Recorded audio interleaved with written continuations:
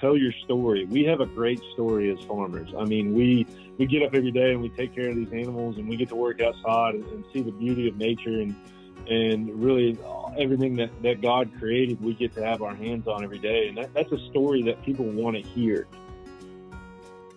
Welcome to the Farmer's Feed Raising the Barn podcast, which explores the unique ways folks in the agriculture sector are marketing their businesses. I'm Caroline Allen, founder of the Farmer's Feed and host of the show. In our first episode, I'm talking with Kevin and Shelby Lussier, owners of Hawthorne Creek Creamery in Florida. They are not only accomplished young farmers and entrepreneurs, they also happen to be my cousins. Kevin grew up on a 150 cow farm in Florida with his parents Matt and Linda and his sister Samantha.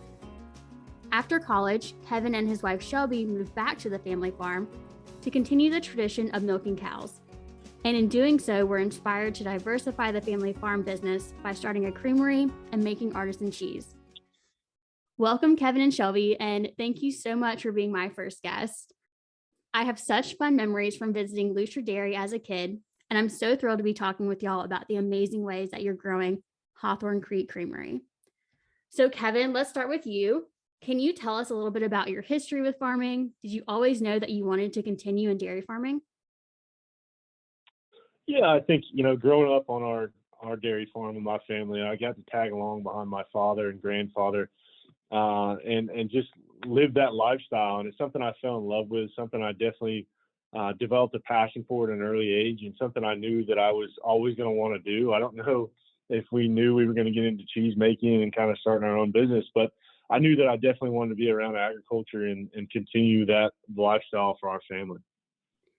And Shelby, what was it like for you in your earlier days on the farm? Because you did not grow up around agriculture and farming, is that right?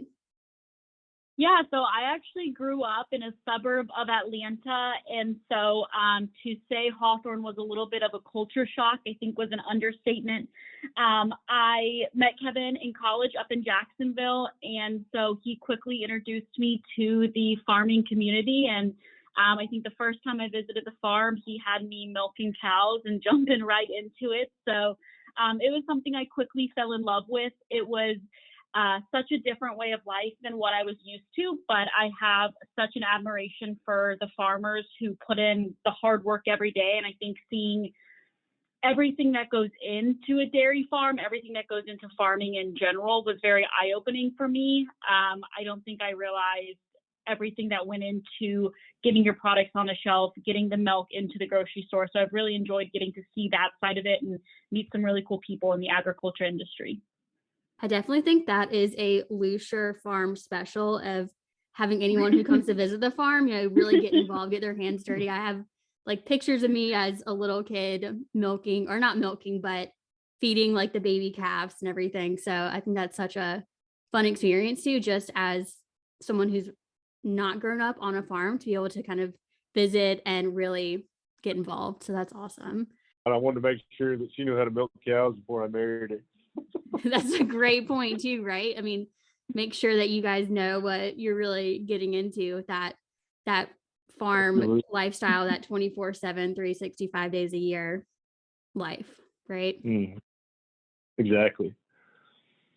So when you came up with the idea of, diversifying the family farm, how long of a process was it for y'all to go from, having this idea for a creamery to actually getting into production?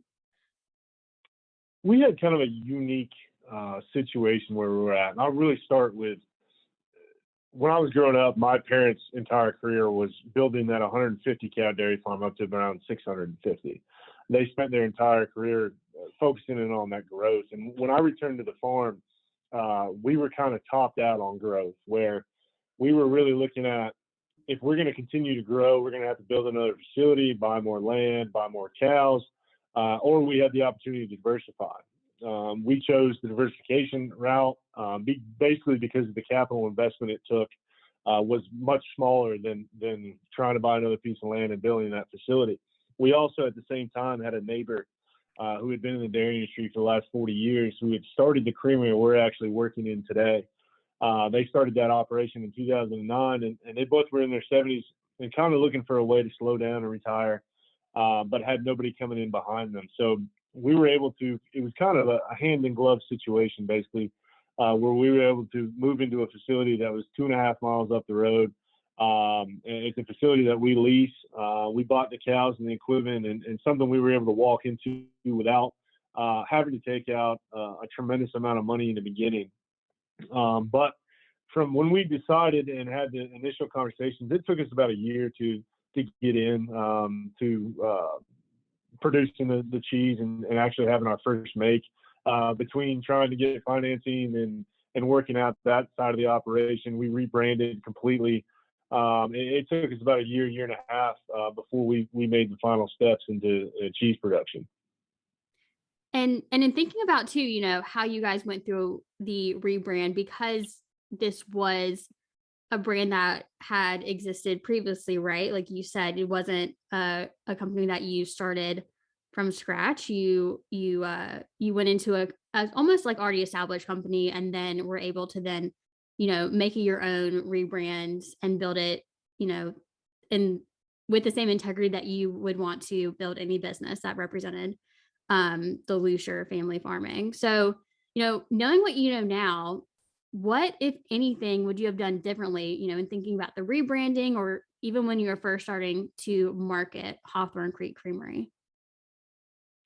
Yeah, so I think we had a little bit of a unique situation in that we started Hawthorne Creek Creamery in January of 2020. And being a raw milk cheese, we do age all of our cheese for at least 60 days. And so our first make became available in March of 2020, which is, of course, when the U.S. and the state of Florida shut down due to COVID. So we had a very unique beginning when it came to Hawthorne Creek Creamery.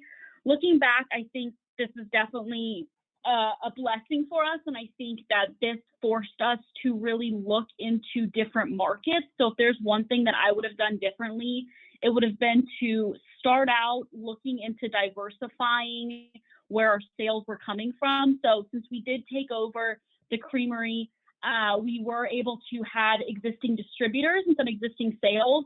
And so when we began, we were definitely in our comfort level. We knew we had these distributors. We were grateful to have them, and we were grateful to have our sales, and we were just going to go forward in that direction.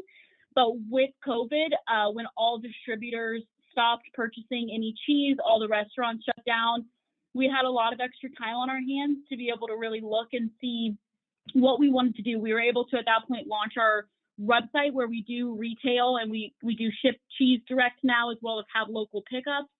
We were able to get into some retail stores, including Publix, and we were able to get into some more restaurants and local businesses that were outside of our distributors. And so I think looking back, we should have been doing that from the beginning. I think it's good to have our sales evenly distributed. So if there ever is another pandemic or anything else hurts one line of our sales, we still have enough of a diversification to where we're able to pivot and still stay strong with our sales and keep Hawthorne Creek running. And I think that makes a lot of sense, right? I think that's something that a lot of farmers these days are starting to consider, and even kind of just thinking about, you know, similar to what you guys did with the dairy of, you know, what else can we do? What is that next step? What does that new step look like for our business? And you definitely did have some unique challenges launching as a global pandemic, you know, began. But really, I mean, it's only been about at this point then 2 years, and you've built some amazing partnerships across Florida. You mentioned that you guys are now in Publix. You're supplying cheese to local restaurants, including Spurrier's Gridiron Grill, which is awesome. And you have done that really quickly. You know, from my perspective as a marketer, like, did you guys face any challenges with, I mean, like I said, I think that is growing pretty quickly. So, you know, are there any challenges that you face with growing so quickly, and how did you overcome that? When we look at Hawthorne Creek, I think it'd be safe to say the entire 2 years plus have been challenges. Like Shelby said, I mean, we started a business right before a pandemic, and we had some issues there, but we have started to have some growing pains, and I'll say they're growing pains because we went from a situation where we had absolutely no sales for basically a year and a half to an explosion. Really, right now, the basis of our marketing has been the aspect of being local, and everybody wants local food right now, and it's something that we've been pushing pretty hard, and it's starting to work out. We're going through an expansion right now where we're doubling the size of our cheese making vat so we can double our production, and there was things in between. It took us a full year from the time that we made contact with Publix to actually putting cheese on the shelf, and that was very expensive. That was developing new food safety protocols. That was developing things that we wouldn't have had to develop if we weren't going to make the move into these large retailers, because we were considered a small business under the FDA regulations, but these large retailers required them to be done. So we really had to do a lot of work in that year, but it certainly paid off. And, one of the things that I would say, if you're looking to make that leap, don't get discouraged. I mean, it is tough to communicate with retailers when you're not used to that side of the business, but it's something that I know paid off for us, and I think it would pay off for a lot of small farmers if they can take the time and have the investment to get into those markets. And I think that's such a good point too, especially over the past few years where there has been, and more recently, a lot of food shortage, supply chain shortages. A lot of folks go to their local grocery store and, the shelves are empty, or they're limiting the amount of items that you can get per produce or meat or whatever it might be.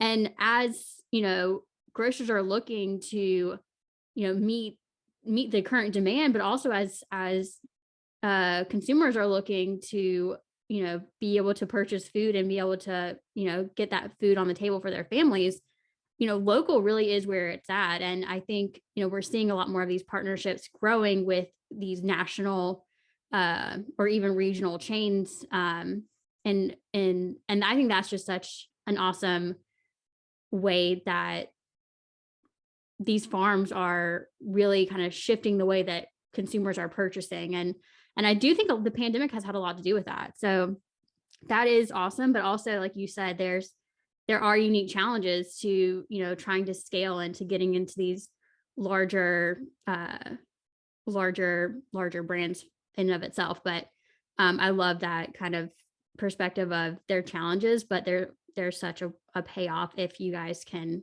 just take that on. And in thinking about that too, Shelby, you have a marketing background. So you have a marketing background, but you're also leading the marketing for Hawthorne Creek Creamery. What has been one of your favorite marketing campaigns or even, channels that you've used to reach your customers?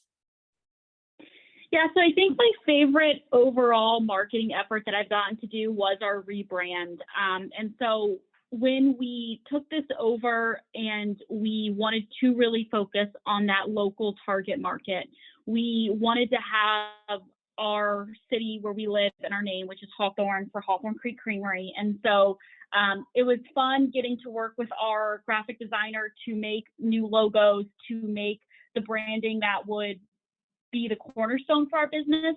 And so then playing off of that local, one thing that we do on our website each month is we feature a cow of the month. And we put a picture up there of that girl for the month, and we let everyone know what she likes to do, some of her personality traits. During quarantine, we featured some of our girls who were quarantining with their other cow friends and just trying to keep it lighthearted, trying to connect the non-agriculture consumer to our farm and to just get a little insight of what we do and who really helps us produce this cheese and produce this milk. And at the end of the day, that's our girls, that's our cows. So I've really enjoyed that marketing effort of getting to pick a different cow each month and feature that on the website and continue on with that local feel that we rebranded with, and trying to stick with that throughout our social media and website. I love that. It's almost like you are using your cows as your kind of personal influencers. And that's something too, like, if a farm or a ranch, if you do have livestock and animals, that is, from my perspective, one of the it's the easiest low lift, like, marketing tool. It's almost like, in B2B marketing, which is what I do from 9 to 5, we have these things called thought leaders, which are kind of our internal experts that we try to kind of pitch for different blog posts or to try to like raise their profile a little bit to in turn raise the profile of the company. And I think that's such a fun way to also kind of do that within the ag space, is to really use your cows, those girls who are, producing for Hawthorne Creek Creamery, as kind of your internal influencers. So that's really fun. And in thinking too, I think one of the challenges that all farmers are facing with marketing their products right now is that consumers are just so far away from the producers, right? Like we get our food on the table, but we really have no connection to where it's from for the most part. And with that, there's a lot of just misconceptions and misinformation that consumers have about farming. So as someone, I guess this is more for Kevin, but also for Shelby, as someone who has lived on a farm almost his entire life, do you have any thoughts on how farmers can get into that kind of education for the consumers? Well, Caroline, I think you're exactly correct when you say we're moving farther and farther away from the farm. In 1950, we were probably 2 or 3 generations away from the farm, but at least you knew one of your family members that owned a farm, or somebody you knew in town that had a farm. Now in today's world, we're 5th, 6th, 7th generation away from the farm, and it's something that we're dealing with all the time of misconceptions and misinformation. And I would just say we talk about it all the time when we go to visit our local, state, or national representatives, and that's tell your story. We have a great story as farmers. I mean, we get up every day and we take care of these animals, and we get to work outside and see the beauty of nature and really everything that God created, we get to have our hands on every day. And that's a story that people want to hear. I think that we haven't done that great of a job of telling our story throughout the last couple of generations. And I think our generation and the ones coming behind us are going to have to do a lot better job of informing people of what actually goes on our farms and show them that the love and the care and the passion we have for farming. I think Shelby has a unique perspective coming from the consumer side, growing up outside of Atlanta and coming down and joining the farm. She's been able to give us a great perspective on the marketing side of how we can touch consumers. Because some of the things growing up on a farm, I would think that the consumer would want to know, and I could be totally off. And having seen both sides of that spectrum has really allowed us to do a lot more direct marketing towards the consumer and pushing things that we know they care about more. Yeah, that's so important, right? I mean, really for any business, it's all about telling your story, and farmers have such a rich story to tell. And as we've all moved towards, social media and kind of like this always on lifestyle where everyone is just very attached and content is very easily accessible. Farmers have, more, I think, opportunity than ever to get their story out in a very easy way and to reach consumers directly, whether that is through, something like Instagram or Facebook, and even, getting farm people to come out and visit the farm or whatnot. But, you talked a little bit about how you guys are also, working with your representatives and just trying to get your story out there. So, on that, along that line, let's talk a little bit about your involvement with the Farm Bureau. So y'all were just recognized by the American Farm Bureau Federation in the top 10 for the Achievement in Agriculture competition. So congratulations on that. That's awesome. Kevin, you're also serving as president of the Florida Farm Bureau Young Farmer and Ranchers Leadership Group. So what has involvement in an organization like the Farm Bureau done for y'all when it comes to marketing your farm? I think Farm Bureau is such a important organization for us as farmers. And I say that meaning I can't get up and go to work and take care of my animals and put up enough hay or make enough cheese or do any of the things that we do without knowing that Farm Bureau has our back on the legislation side. We talked a little bit about misconceptions and misinformation, but it's those misconceptions and misinformation that is developing legislation that affect us every day. And we have to have organizations that have our back. And Farm Bureau is that leading organization. It gives us a voice on the state, local, state, and national level. And we were incredibly humbled to be able to be recognized as top 10 in achievement in ag. It was something that we took a lot of pride in, and I know we cannot continue to farm like my grandfather did and like my father did, and they came up in different times, and now we have to really focus on telling our story, getting people to recognize what we do for a living and the importance of what we do in feeding this country, and having that involvement at Farm Bureau has been a lot of fun for me because I've been able to kind of share our story and what we've got going on. But I see the importance it plays in our operations. So, along that same note, do you have any recommendations for other farmers or ranchers who are looking to become involved with their local Farm Bureau? Yeah, I mean, Farm Bureau is an organization that wants to see young people succeed, and I have seen that firsthand. I would say if you're looking to get involved, find your local Y&R chapter in your county, and just go to a meeting. People are so welcoming, but also they're going to ask you to get involved. They want farmers to be involved, to be up there, because a lobbyist can go in and tell a legislator what's going on a farm, but it really doesn't hit home until that farmer comes up there and shares their story with them. So just get involved and don't be afraid to say yes. The first couple months I was in, I tried to take every opportunity I could and just get involved. And it seems a little bit like work in the beginning, but it'll pay off, and you will end up benefiting from it tenfold.